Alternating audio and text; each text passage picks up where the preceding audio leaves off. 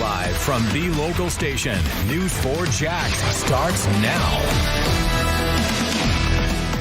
Taking the stand in his own defense, the man who fired the shotgun that killed Ahmaud Arbery told the jury he was in a life or death situation. 35-year-old Travis McMichael, who was seen on video shooting and killing Arbery in the Satilla Shores neighborhood near Brunswick, was the first witness for the defense.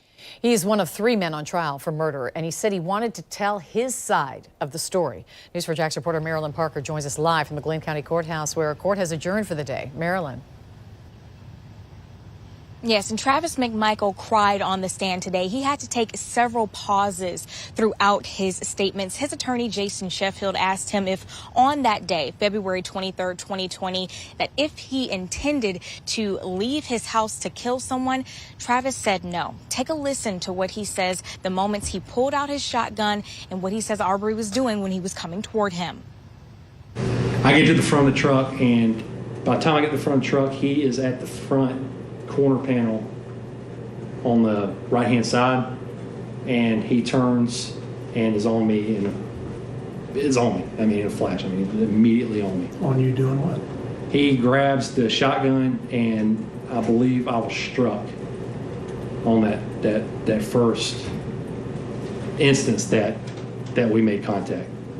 What were you thinking at that moment? I was thinking of my son. It sounds weird, but that was the first thing that hit me. What did you do? I shot. Why? He had my gun. He struck me. It was obvious that he was. It was obvious that he was attacking me. That if he would have got the shotgun from me, then it was this is a life or death situation. And I'm going to have to stop him from doing this, so I shot. Did he stop when you shot? He did not. Part of your time in the state started questioning Travis, and he confirmed with the state that he testified he wouldn't chase someone who is armed, and that he had incomplete info on who was committing crimes in Satilla Shores. Travis told the state it was the most traumatic experience of his life, and that he was scatterbrained at the time, so his statements with police don't completely match. Travis told the defense he tried speaking to Arbery 3 times, and says at one point Arbery looked mad, had his teeth clenched and closed brows. The state reviewed his training with the Coast Guard and says he was taught that he can't force someone to speak with him.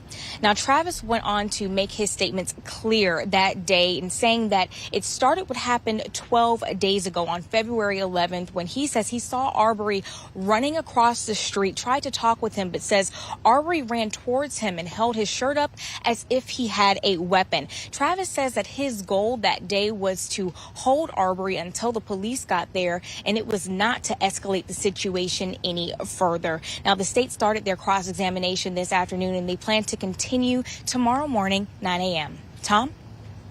Marilyn, earlier in the day, William Bryan's attorney, Kevin Goff, delivered his opening statement, which he did not give at the start of the trial. Tell us about that.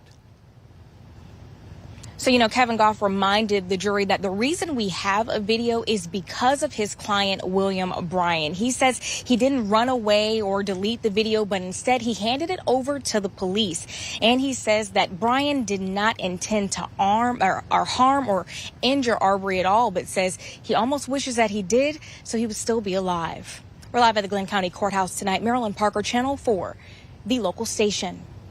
Marilyn, thank you. A reminder, you can follow all of the latest developments at the trial and catch up on the background in a special section on our website. Just go to news4jax.com/Arbery case.